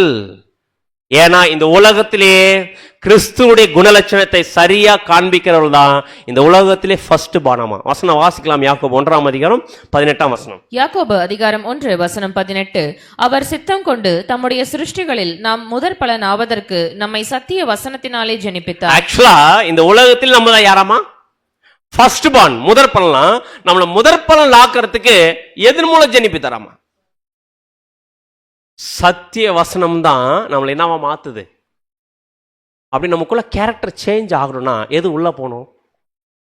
ட்ரூத், சத்தியம் உள்ள போலனா என்ன ஆகாது. அப்படின்னா நம்ம ஏன் இவ்வளவு நாள் சுபாவம் மாறல? அப்படின்னா எது உள்ள போல? அப்படின்னா சத்திய வசனம் உள்ள போயிருந்தா கண்டிப்பா மாறி இருக்கும். கரெக்டா? ஆனா இவ்வளவு நாள் மாறாததுக்கு காரணம் இவ்வளவு நாள் நமக்குள்ள என்ன வந்து ரீச் ஆகணும்? சத்தியம் ரீச். அப்போ நம்ம வாரம் சத்தியத்தை கேட்க கேட்க சத்தியம் விடுதலை ஆக்கலைங்களா? எதுலேருந்து? நம்ம மோசமான கேரக்டர் நம்ம என்ன பண்ணோம்? விடுதலை ஆக்கணும். அப்படி விடுதலை ஆச்சுன்னா கண்டிப்பாக நம்ம என்ன கொடுப்போம்? எந்த ஒரு வகுப்பாரா மாறணும் பார்த்தீங்கன்னா முதற் பலன்கள், பலன் கொடுக்கணும். கரெக்டா? இப்போ நம்ம அதே ஒரு எக்ஸாம்பிள் எடுத்துக்கலாம். கிரைஸ்ட் வந்து உக்காந்துட்டார் நம்ம வீட்டில். நம்ம எப்படி கேரக்டர் காமிப்போம் அப்படின்னு பார்த்தீங்கன்னா அது வரைக்கும் கொஞ்சமாக வளர்த்துருந்த நம்ம கிரைஸ்ட் இருக்கிறார் நம்ம கூட தெரிஞ்ச உடனே அந்த கேரக்டர் அதிகமாகுமா கம்மியாகுமா? என்னென்ன கனிகள் வெளிப்படும் நம்ம கிட்ட? Very good. அதுதான் பலன். என்னென்ன கனிகள்? வசனம் வாசிக்கலாம் பாருங்க. கலாத்தியர் 5:22-23. கலாத்தியர் அதிகாரம் 5 வசனங்கள் 22 மற்றும் 23.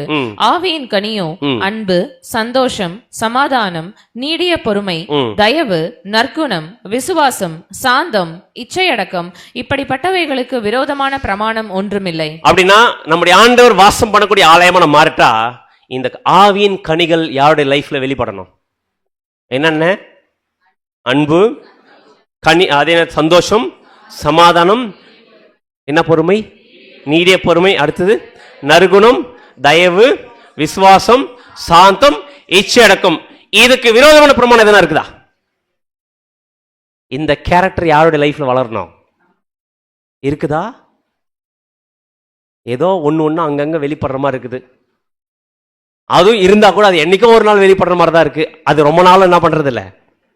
நம்ம சொல்லுவோம் சில நேரத்துல பொறுமைன்ற சுபாவம் நமக்குள்ள வளர்த்துப்போம். ஆனா எது இருக்கிறது இல்ல, நீடிய பொறுமை. அதுக்கு பேர் ஏன் நீடிய பொறுமை? பொறுமை இருக்கலாம்ல பிரதர், ஏன் நீடிய பொறுமை அப்படின்னா, நம்ம நிறைய டைலாக் கேட்டிருப்போம். என்ன கேட்டிருப்போம் பார்த்தீங்கன்னா, என் பொறுமைக்கு என்ன இருக்கு, எல்லாம் இருக்கு. ஆக்சுவலா கிறிஸ்துவோடைய குணலட்சணத்துக்குள்ள வந்துட்டு உங்களுக்கு நீடிய பொறுமை என்னன்னு அர்த்தம்? அதுக்கு என்ன இல்லை, எல்லையே இல்லை. நான் இவ்வளோ தூரம் நீ பொறுமையை டெஸ்ட் பண்ண வரைக்கும் நான் பொறுமையா இருப்பேன், அதுக்கு மேல நான் இருக்க மாட்டேன்னு போறோம் அப்படின்னா அங்க என்ன சுபாவம் இல்லை? கிறிஸ்துடைய சுபாவம் இல்லை. அப்படின்னா இதெல்லாம் நாங்களும் நமக்குள்ளார வளரணுமா வரக்கூடாதா? இதுதான் பலன்.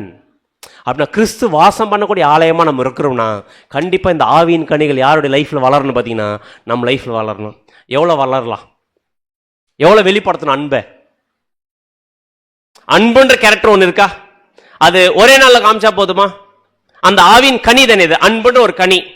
அதே மாதிரி சாந்தம்ன்ற கனி. இந்த மாதிரி கனிகள் இருக்கு இல்லையா? இந்த கனி நம்ம வாழ்க்கையில ஒன்னு காட்டலாமா, நிறைய காட்டணுமா? எது தேவன் பிரியப்படுவார்? பலன் கொடுக்கணும்னு சொல்லிட்டார். இந்த ஆவின் கனிகள் தான் பலன். இந்த பலனை எவ்வளவு கொடுக்கலாம், எவ்வளவு கொடுக்கலாம்? ஒரே ஒரு பழம், ஒரே ஒரு அன்பு மட்டும் காமிச்சா போதுமா? இல்ல நான் சாந்தம் இருக்கிறேன் அந்த கேரக்டர் மட்டும் காமிச்சா போதுமா?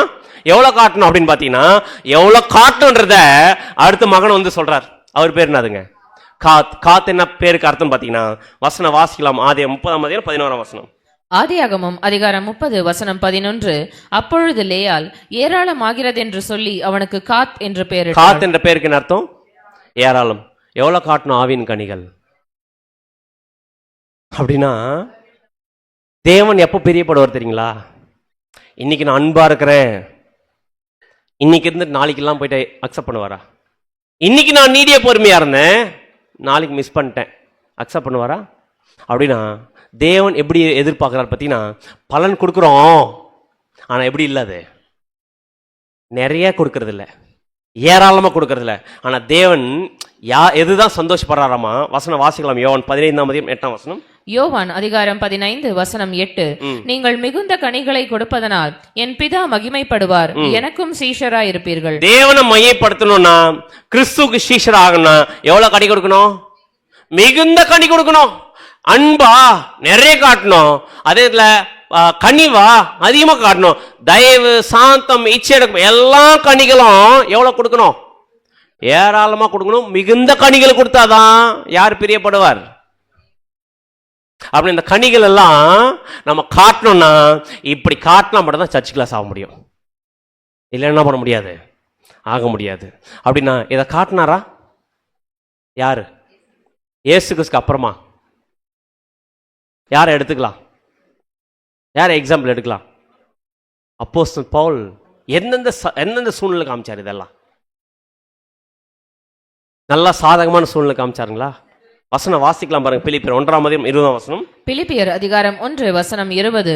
நான் ஒன்றிலும் வெட்கப்பட்டு போகாமல் எப்பொழுதும் போல இப்பொழுதும் மிகுந்த தைரியத்தோட ஜீவனாலாகிலும் சாவினாலாகிலும் கிறிஸ்து என் சரீரத்தினாலே மகிமைப்படுவார் என்று எனக்கு உண்டாயிருக்கிற வாஞ்சைக்கும் நம்பிக்கைக்கும் தக்கதாய் அப்படி முடியும். இந்த குணலட்சணத்தை காண்பிக்கிற விஷயத்துல கிறிஸ்தியனுடைய வாழ்க்கையில மகிமைப்படுவார்னா, அது ஜீவனானாலும் சாவினாலும் கிறிஸ்து என் சரீரத்தில் என்ன பண்ணணும்?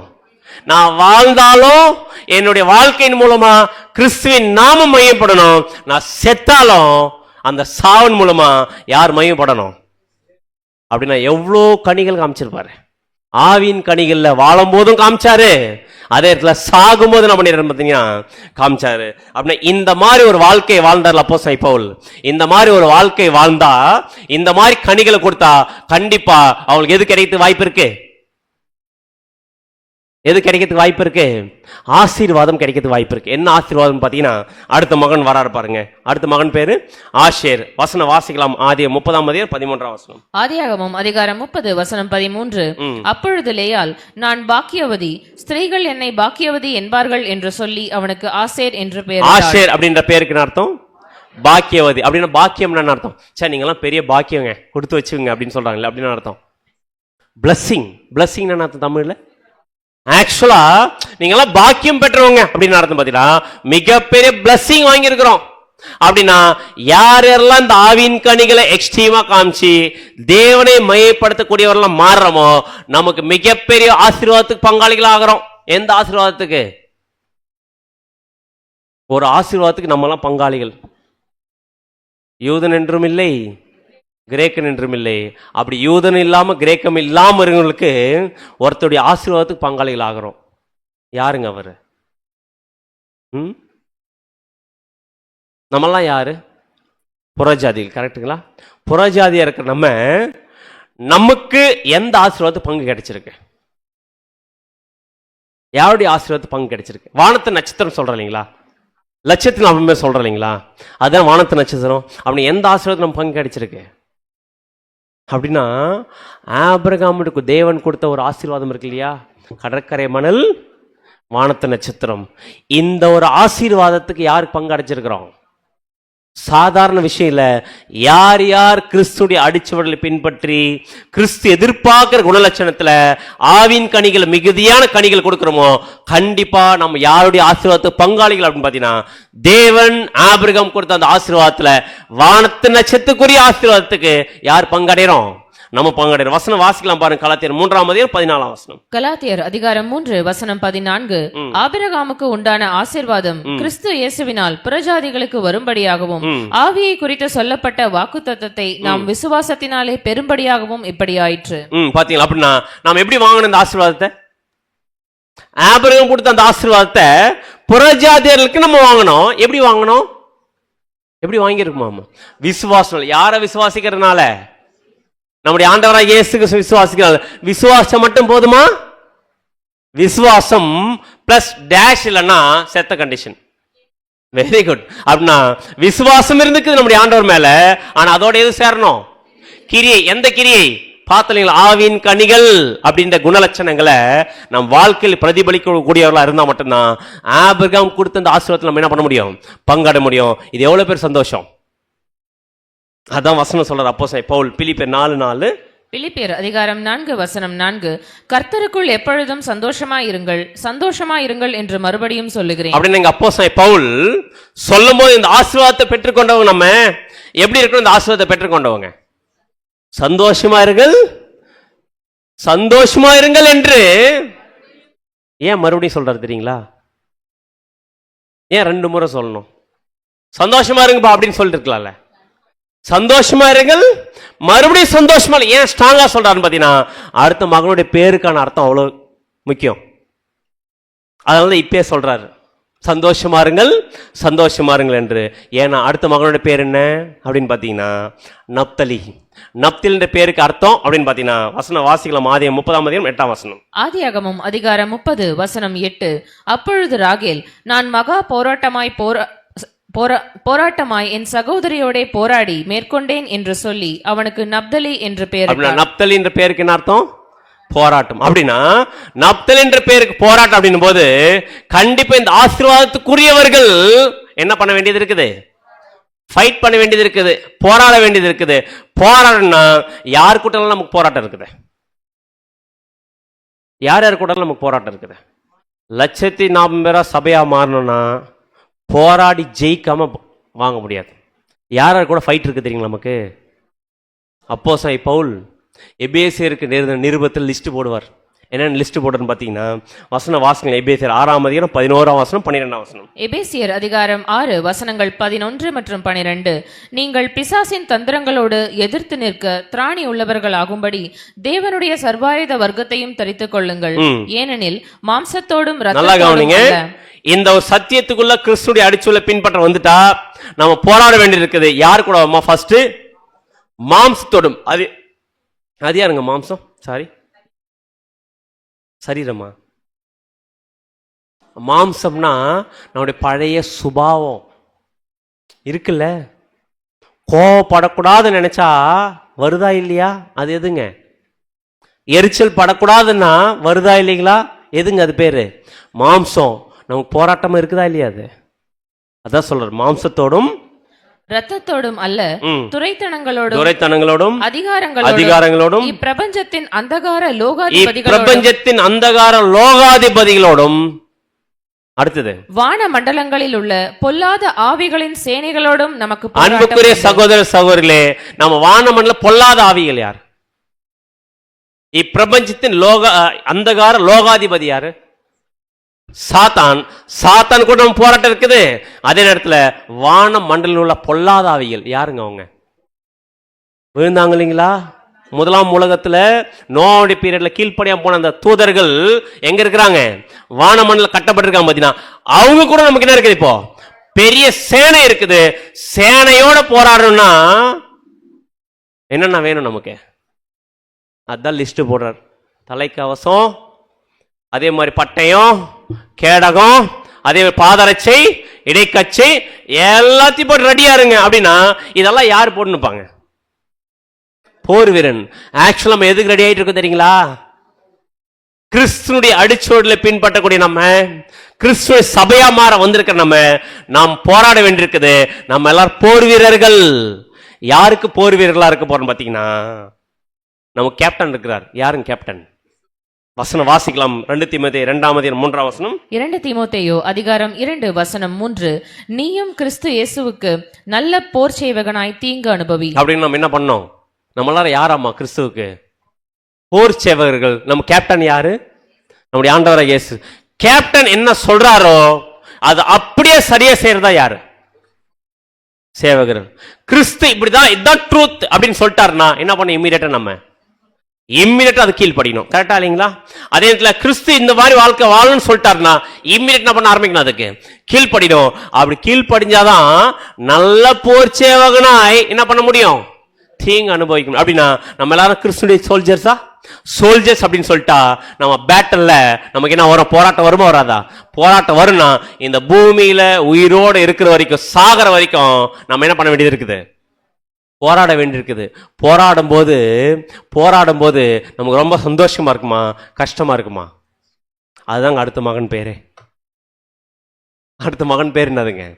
பெஞ்சமின். பெஞ்சமினோட பேருக்கு அர்த்தம் என்னன்னு பாத்தீங்கன்னா, ஆதியாகமம் 35:18 ஆதியாகமம் அதிகாரம் 35 வசனம் 18, மரண காலத்தில் அவள் ஆத்துமா பிரியும் போது அவள் அவனுக்கு பெனோலி என்று பெயரிட்டாள்.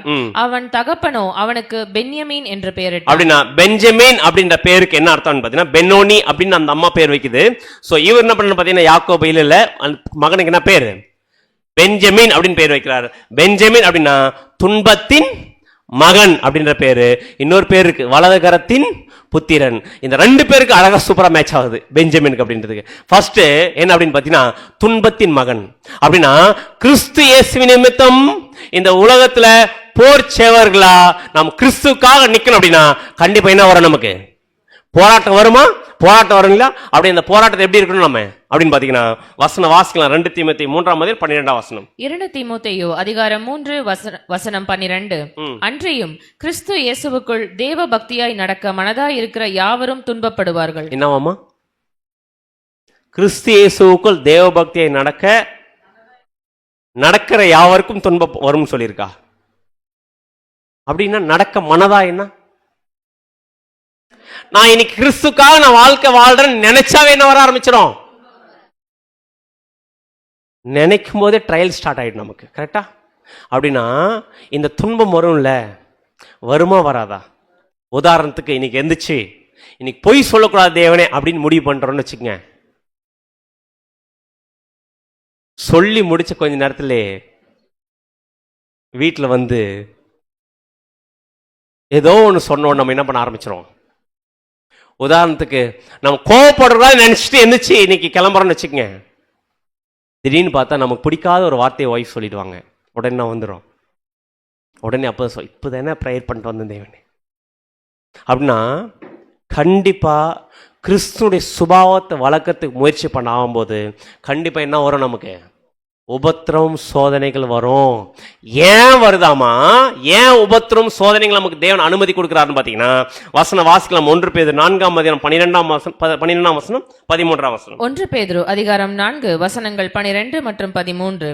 பிரியமானவர்களே, உங்களை சோதிக்கும்படி உங்கள் நடுவில் பற்றி எரிகிற அக்கினியை குறித்து ஏதோ புதுமை என்று திகையாமல். அன்புக்குரிய சகோதர சகோதரி, நமக்கு வரக்கூடிய சோதனை அப்போஸ்தலன் பேதுரு எதை ஒப்பிட்டு சொல்றார்? நம்ம மத்தியில் என்ன எரியுதாமா? அக்னி எரியுதாமா? அப்படி அக்னி மாதிரி சோதனை நமக்கு வர்றதை பார்த்து நினைச்சிடாதீங்க, ஏதோ புதுசா இருக்கே நினைச்சிடாதீங்க. ஏன்னா கிறிஸ்துவனுடைய அடிச்சொல்லை பின்பற்ற கண்டிப்பா எது வரும்? பாடுகள், உபத்திரவங்கள், அவமானம் வரும். ஏன் இவ்வளவு நாள் தெரியாம இருந்துச்சு தெரியுங்களா? இவ்வளவு நாள் நம்ம எப்படிதான் யோசிச்சிருந்தோம்? கிறிஸ்து பின்னாடி போனா கடன் பிரச்சனையா, நோயா, எல்லாருக்கும் விடுதலை, ஆசீர்வாதம் கேட்டு கேட்டு இருக்கிறதுனால துன்பம் வரும்போது புதுசா இருக்குமா தெரியும். கரெக்டா? ஆனா வசனம் சொல்லுது துன்பம் தான் வரும். ஏன்னா இந்த உலகத்துல யாருக்கு எதிராக சண்டை போட்டுக்கிறோம்? நம்ம யாருக்கு எதிராக சண்டை போட்டுக்கிறோம்? சாத்தான். ஆக்சுவலா பிரதர்ஸ், நம்ம இது வரைக்கும் உலக போன போக்குல போயிட்டு இருந்தோம். சாத்தான் சொன்னக்கூடிய வழியில் எல்லாரும் போயிட்டு இருந்தோம். அப்படியே எல்லாரும் போயிட்டு இருக்கும்போது அவன் பார்த்துட்டே இருந்தான், எதுவும் டிஸ்டர்ப் பண்ணல. இந்த சத்தியத்தை கேட்கும் போது என்ன முடிவு பண்ணிருக்கும் தெரியுங்களா? சாத்தான் பேச்சு வழியில, அந்த விசாலமான வழியில எல்லாரும் போயிட்டு இருந்த வழியில போயிட்டு நம்ம ஒரு டர்ன் எடுத்து இடுக்கமான பாதையில போறதுக்கு முடிவு பண்ண வந்திருக்கிறோம். லட்சம் பேர் இப்படி போயின்னு இருக்கிறாங்க, ஒருத்தர் மட்டும் ஆப்போசிட் நடக்கிறாங்க. யாரை பார்ப்பாங்க எல்லாரும்? அந்த ஒருத்தர் லிஸ்ட்ல யார் இருக்கிறோம்? இப்ப நீங்களும் நானும் இருக்கிறோம். கரெக்டா? இப்ப யாருடைய பார்வை இருக்குன்னு பாத்தீங்கன்னா, சாட்டனோட டார்கெட் நம்மளை வச்சுட்டா. இந்த மாதிரி வைக்கும் போது ட்ரையல்ஸ் வருமா வராதா? வரும். அப்படி வருதுன்னா அது புதுசு நினைச்சிடாதீங்க. ஏன் தேவன் அனுமதி கொடுக்கிறாராமா? வசனம் வாசிங்க தொடர்ந்து.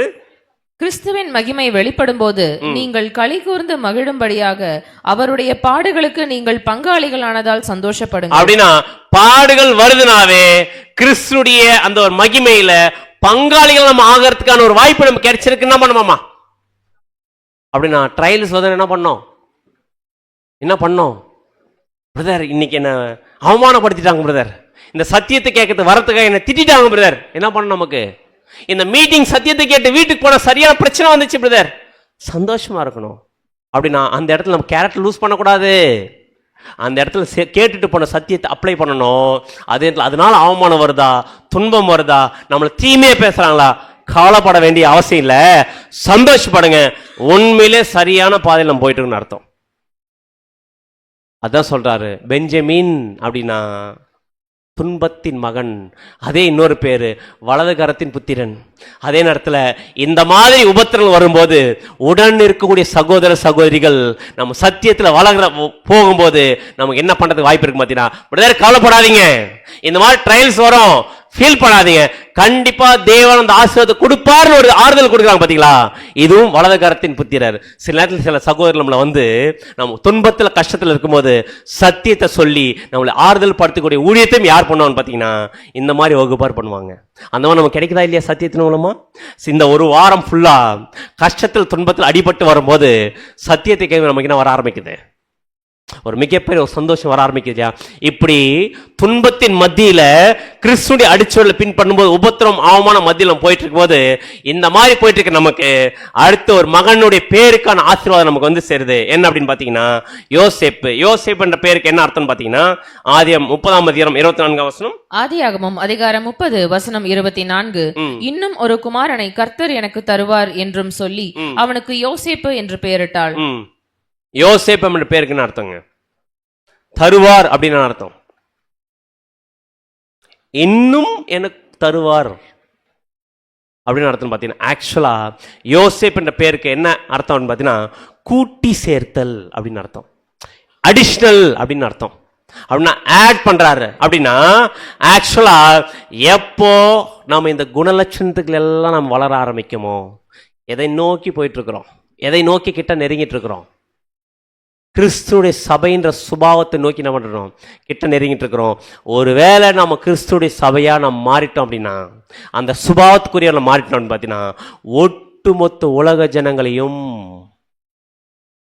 கிறிஸ்துடைய ராஜ்யத்துல கூட்டி சேர்த்து எல்லாரையும் சத்தியத்தில் வழி நடத்தக்கூடிய மாபெரும் வாய்ப்பு யாருக்கு கிடைக்க போகுது? யாருக்கு கிடைக்க போகுது? நமக்கு கிடைக்க போகுது. வசனம் வாசிக்கலாம் பாருங்க. எபேசியர் 1ஆம் அதிகாரம் 9 மற்றும் 10. எபேசியர் அதிகாரம் 1 வசனங்கள் 9 மற்றும் 10.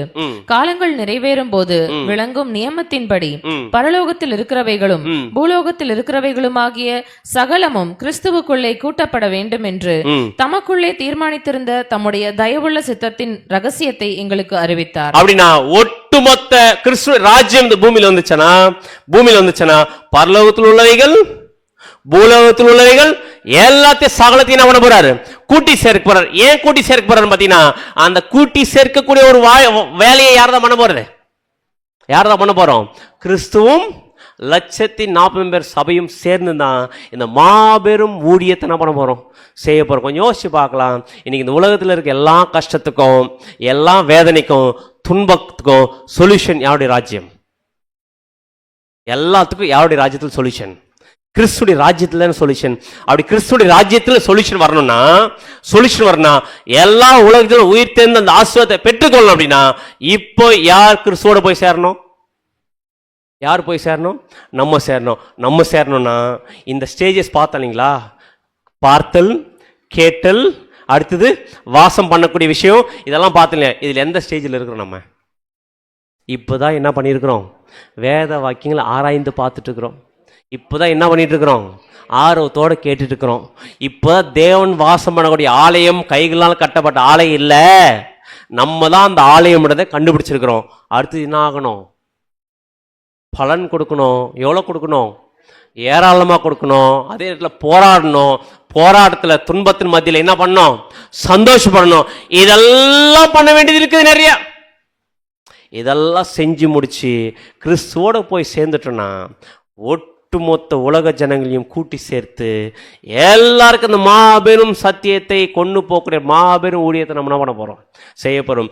இந்த மாதிரி ஒரு ஊழியத்தை செய்யக்கூடிய நம்ம அந்த மாபெரும் ஆசீர்வாதத்தை நம்மளை கூப்பிட்டுருக்காருன்னா நம்ம என்ன பண்ணணும் தெரியுங்களா? நம்ம ஒரு முக்கியமான ஒரு விஷயத்தை செய்ய வேண்டியது இருக்குது. அதுக்கு தான் இவர் பேரே உள்ள வந்திருக்குது. யாருங்க இவர்? மனாசே. மனாசேன்ற பேருக்கு என்ன அர்த்தம் அப்படின்னு பார்த்தீங்கன்னா, வசனம் வாசிக்கலாம். ஆதியாகமம் 41ஆம் அதிகாரம் 51ஆம் வசனம். ஆதியாகமம் அதிகாரம் 41 வசனம் 51. யோசேப்பு, என் வருத்தம் யாவையும் என் தகப்பனுடைய குடும்பம் அனைத்தையும் நான் மறக்கும்படி தேவன் பண்ணினார் என்று சொல்லி மூத்தவனுக்கு மனாசே என்று பெயரிட்டான். மனாசே அப்படின்ற பேருக்கு அர்த்தம் என்னங்க? மறத்தல் அப்படின்னு அர்த்தம். எதை மறக்கணும்? முடிவு பண்ணிட்டோம் எங்க போறதுக்கு முடிவு பண்ணிட்டோம். 1,40,000 பேரா மாறத்துக்கு முடிவு பண்ணிட்டோம். ஸ்டெப்ஸ் பார்த்தோம் இல்லைங்களா? இந்த ஸ்டெப்ஸ்ல எல்லாம் போறதுக்கு முடிவு பண்ணிட்டோம். முடிவு பண்ணிட்டா மறந்துடணும். எதை? பழைச மேலோட்டமா சொல்லிட்டு போன வேலைக்காகாது. எதை மறக்கணும் தெரியுங்களா? கிறிஸ்து என்கிற மணவாளனுக்கு மணவாட்டியா மாறணும்னா ஃபர்ஸ்ட் எதை மறக்கணுமாமா? 45ஆம் சங்கீதம் 10 மற்றும் 11. சங்கீதம் 45 வசனங்கள் 10 மற்றும் 11. குமாரத்தியே கேள், நீ உன் செவியை சாய்த்து சிந்தித்துக்கொள். யாரை பார்த்து சொல்றா தெரியுங்களா? 140,000 மாறக்கூடிய மனவாட்டியை பார்த்து சொல்ற. குமாரத்தியே கேள், உன் செவியை சாய்த்து சிந்தித்துக்கொள். உன் ஜனத்தையும் உன் தகப்பன் வீட்டையும் வீட்டை என்ன பண்ணிடு? மறந்துரு. அப்பொழுது ராஜா உன் அழகில் பிரியப்படுவார், அவர் உன் ஆண்டவர், ஆகையால் அவரை பணிந்து கொள். அப்படின்னா இப்ப நல்லா கவனிங்க. இந்த வசனத்துல எந்த ஒரு விஷயத்தை இங்க கோட் பண்ண பாத்தீங்கன்னா, ஒரு திருமணம் ஆகக்கூடிய ஒரு பெண் ஒரு கணவனை திருமணம் ஆகிறதுக்கு முன்னா போறாங்க அப்படின்னா எதை மறக்கணும்? தகப்பன் வீட்டையும் அவன் சொந்தத்தையும் அவன் எல்லா விருப்பத்தையும் மறந்துட்டு எங்க போனோம்? புருஷனுடைய வீட்டுக்கு. இப்ப நம்ம எங்க போயினுக்கிறோம்? நம்ம மணவாளன் யாரு? நம்முடைய ஆண்டவராகிய இயேசு. நம்ம யாரு? மணவாட்டி. அந்த மேரேஜ்ல நம்ம மணவாட்டியா மாறணும்னா, பரலோகத்துல அந்த மேரேஜ்ல நம்ம மணவாட்டியா மாறணும்னா எதை மறக்கணும்? உன் ஜனத்தையும் உன் தகப்பன் வீட்டையும் மறந்துரு. எதை மறக்கணும் ஃபர்ஸ்ட்? Very good sister. இந்த உலக பிரகாரமான வாழ்க்கை, உலக பிரகாரமான ஆசை இச்சை, உலக பிரகாரமான விருப்பம், உலகத்துக்குரிய எல்லா விஷயத்தையும் மறந்தா விட்டா மட்டும் தான் எங்க போக முடியும்? அங்க மகிமைக்கு போக முடியும். ஏன் அப்படின்னு பார்த்தீங்கன்னா, நம்முடைய ஆண்டவர் இன்விடேஷன் கொடுக்கும்போது சொல்லிட்டு போயிட்டார், நான் உலகத்தான் அல்லாதது போல நீங்களும் உலகத்தார் இல்லை. ஃபஸ்ட்டு நீங்கள் பரலோகத்துக்கு சிங்காசனில் உட்கார்ந்து வரன்னு முடிவு பண்ணிட்டா இந்த உலகத்துக்குரிய ஆசை இச்சைகள் எல்லாத்தையும் என்ன பண்ணோம், மறந்துட்டு, அதான் சொல்ல, உன் செவியை சாய்த்து சிந்தித்துக்கொள், உன் ஜனத்தையும் உன் தகப்பனை வீட்டை மறந்து, அப்பொழுது ராஜா உன் அழகெல்லாம் பண்ணுவார், பிரியப்பட. அப்போதான் கிறிஸ்து பிரியப்படுவார். தவிர பிரதர் நான் இங்கேயும் இருக்கிறேன், உலகக்குரிய விஷயத்தை எல்லாத்தையும் என்ஜாய் பண்றேன், ஆனா கிறிஸ்துடைய அடிச்சொல்லையும் பின்பற்றுறேன், முடியுமா? ரெண்டு எஜமானுக்கு ஊழியம் பண்ண முடியுமா? ஊழியம் பண்ண முடியாது. ஒன்னு கிறிஸ்துக்காக வாழணும் முடிவு பண்ணிட்டா என்ன பண்ண, இந்த உலகத்துக்குரிய விஷயத்த வெறுக்கணும், மறக்கணும், வரக்கூடிய எல்லா விஷயத்துக்கும் போராட்டத்தில் ஜெயிக்கணும். ஜெயிச்சா மட்டும் தான் அங்கே போக முடியும், இல்லைன்னா பண்ண முடியாதுங்க, போக முடியாது. அப்படின்னா நமக்கு ஞாபகம் வருதா, உலகத்துக்குரிய கவலை, ஐஸ்வர்யத்தின் மயக்கம், சிற்றின் வந்துருச்சுன்னா பலன் கொடுக்க முடியாது. கரெக்டா இல்லைங்களா? பலன் கொடுக்கணும் அப்படின்னா இது எல்லாத்தையும் என்ன பண்ணணும், மறக்க ஆரம்பிக்கணும். அப்படியே கொஞ்சம் யோசிச்சு பாருங்க. இந்த சுபாவங்கள் இருக்கக்கூடியவங்க தான், இந்த 12 சுபாவங்கள் இருக்கக்கூடியவங்க தான் எங்க போக முடியும், 140,000 பேரா மாற முடியும். இப்போ சொல்லுங்க, இந்த சுபாவம் இருக்கிறவங்க முத்திரை போடப்பட்டவர்களா இல்லையா? அப்படின்னா லிட்டரலா இஸ்ரேல் கோத்திரத்தை பத்தி என்ன பண்ணல, பேசல. அப்படின்னா இப்ப அடுத்த கேள்வி, சரிங்க பிரதர், இந்த 12 பேர்கள் இருக்கிற அர்த்தங்கள் எல்லாமே அழகா யாருக்கு மேட்ச் ஆகுது? அழகா யாருக்கு மேட்ச் ஆகுது? 140,000 பேரா சபையா மாறவங்க மேட்ச் ஆகுது. அந்த சுபாவம் நமக்குள்ள இருக்கிறத பார்த்துட்டோம். ஆனா யார் பேரை எடுத்துட்டாரு? தானை எடுத்துட்டு யாரை சேர்த்துட்டாரு? மனாசை சேர்த்துட்டாரு இல்லைங்களா? அப்படின்னா தான் கிட்ட இருக்கக்கூடிய அந்த பேருக்கான அர்த்தத்துக்குரிய சுபாவம் தேவனுடைய பிள்ளைகளா இருக்க 140,000 பேரா மாறக்கூடியவங்களுக்கு இருக்க கூடாதுன்றதால எதை எடுத்துட்டாரு? அந்த பேரே எடுத்துட்டார். அந்த பேருக்கு என்ன அர்த்தம்? தான் என்ற பேர் சாதாரண அர்த்தம் இல்லைங்க. தேவன் ஒரு பேரை ரிமூவ் பண்றாருன்னா அந்த பேர் ரொம்ப ஒஸ்டான பேராக தான் இருக்கணும். தான் அப்படின்ற அந்த பேருக்கு, அந்த தான் என்ற அந்த மகனுடைய பேருக்கும் அவனுடைய குணலட்சணம் எப்படி இருக்குதாமா? வசனம் வாசிக்கலாம். ஆதியாகமம் 49 அதிகாரம் 16 மற்றும் 17. ஆதியாகமம் அதிகாரம் 49 வசனங்கள் 16 மற்றும் 17. தான் இஸ்ரவேல் கோத்திரங்களில் ஒரு கோத்திரமாகி தன் ஜனத்தை நியாயம் விசாரிப்பான். தான் இஸ்ரேல் கோத்திரத்தில் ஒரு கோத்திரமாகி அவன் என்ன பண்ண வராமா? என்ன பண்ண வராமா? தன் ஜனத்தை என்ன பண்ண வராமா? நியாயம் விசாரிப்பாராமா. அவருடைய சுபாவம் எப்படி இருக்குதாமா? தான் குதிரையின் மேல் ஏறி இருக்கிறவன் மல்லாந்து விழும்படியாய் அதன் குதிகாலை கடிக்கிறதற்கு வழியில் கிடக்கிற சர்ப்பத்தை போலவும் பாதையில் இருக்கிற விரியனை போலவும் இருப்பான். தான் எப்படி இருப்பாராமா? தானுடைய கேரக்டர், தானுடைய கேரக்டர் பார்த்தீங்கன்னா, குதிரையின் மேலே ஏறி இருக்கிறவர் மல்லாந்து விழும்படி அதன் குதிங்காலை கடிக்கக்கூடிய சர்ப்பத்தை போல் இருப்பாராமா. அப்படின்னா தானுடைய சுபாவம் தெரியுங்களா? குதிரையின் மேலே ஏறி இருக்கிறவங்கள கீழே விழ வைக்கக்கூடிய சுபாவம் யாருதுன்னு பார்த்தீங்கன்னா தானுடைய கேரக்டர். இப்போ என்னுடைய கேள்வி, இது குதிரை எதை அடையாளப்படுத்துறீங்களா? பைபிளில் குதிரை எதை அடையாளப்படுத்துன்னு பார்த்தீங்கன்னா பின்னாடி நாம் பார்க்க போகிறோம். குதிரை சத்தியத்துக்கு அடையாளமாக இருக்குது. இந்த சத்தியத்தின் மேலே சத்தியத்துக்கு இசைந்து ஓடிட்டு இருக்கிற தேவனுடைய பிள்ளைகளை கீழே விழ வைக்கக்கூடிய ஒரு சுபாவம் யாருக்கு இருக்குன்னு பார்த்தீங்கன்னா தான் கிட்ட இருக்குதாமா. அப்படின்னா இது 140,000 பேரா மாற போறாங்க பார்த்தீங்களா? அவங்க கிறிஸ்துவோட சரீரங்கமா மாற போறோம். யாராச்சும் ஒருத்தர் உடன் இருக்கக்கூடிய சகோதரர்கள் சத்தியத்தை நல்லா ஓடுறதா பார்த்து அவங்களை விழ வைக்கிற மாதிரி ஒரு சுபாவம், ஒரு மோசமான கேரக்டர் இருக்குன்னா அப்படியேப்பட்ட என்னவா மாற முடியாது? அப்படியேப்பட்ட கேரக்டர் இருக்கிறவங்க எங்க போக முடியாது? 140,000 பேரா பேர்ல மாற முடியாது. அதனால தேவன் என்ன பண்றா தெரியுங்களா?